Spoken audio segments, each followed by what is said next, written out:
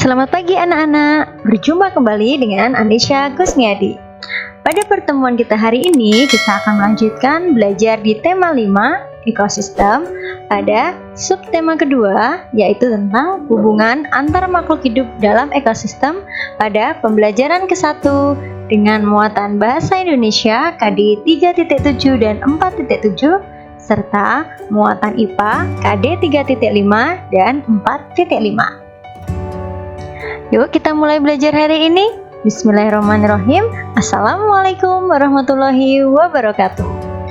Hari ini kita akan belajar tentang rantai makanan dan pengembangan teks non-fiksi. Rantai makanan.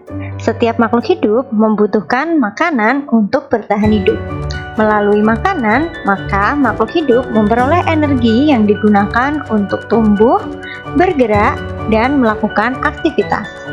Oleh karena itu, di alam terbentuk interaksi makan dan dimakan antar makhluk hidup yang disebut rantai makanan.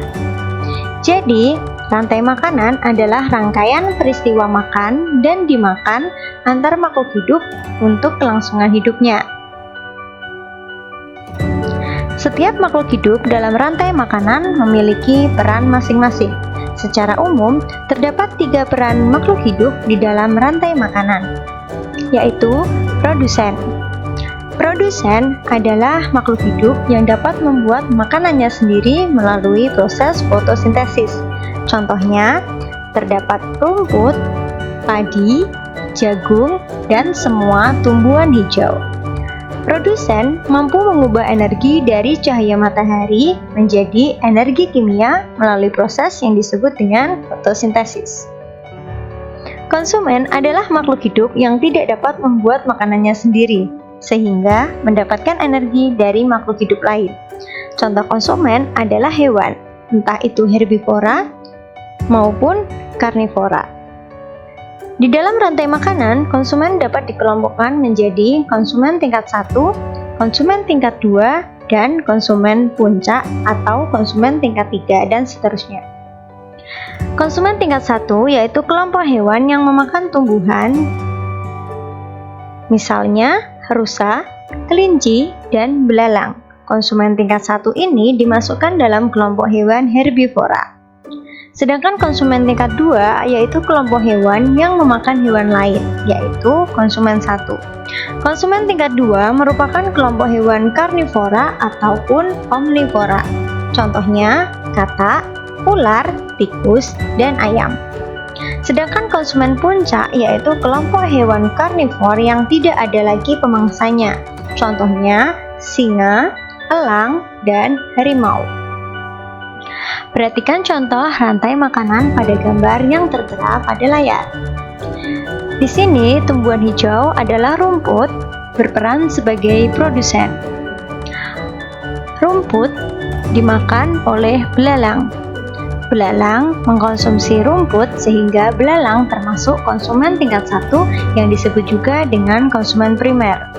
Belalang kemudian dimakan oleh katak. Katak yang mengkonsumsi konsumen primer atau konsumen tingkat 1 disebut dengan konsumen tingkat 2 atau konsumen sekunder. Selanjutnya, katak dimakan oleh ular. Ular disebut sebagai konsumen tingkat 3 atau juga disebut konsumen tersier. Kemudian, ular akan dimakan oleh elang. Elang tidak ada lagi hewan yang memangsa elang, sehingga elang disebut sebagai konsumen puncak.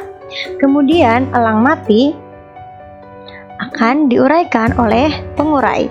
Pengurai merupakan makhluk hidup yang menguraikan sisa-sisa tubuh makhluk hidup lain yang telah mati. Penguraian tersebut menghasilkan zat-zat kimia dan nutrisi yang dibutuhkan oleh produsen. Contoh pengurai antara lain cacing tanah, jamur, dan bakteri. Dalam rantai makanan terjadi aliran energi. Aliran energi adalah proses berpindahnya energi dari satu makhluk hidup ke makhluk hidup lainnya. Saat proses memakan, makhluk hidup mendapatkan energi untuk kelangsungan hidupnya. Energi tersebut kemudian akan berpindah saat makhluk hidup tersebut dimakan oleh makhluk hidup lainnya.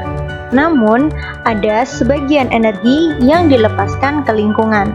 Jika makhluk hidup mati, energi akan berpindah ke pengurai melalui proses penguraian makhluk hidup yang mati. Pengurai kemudian akan melepaskan energi panas ke lingkungan.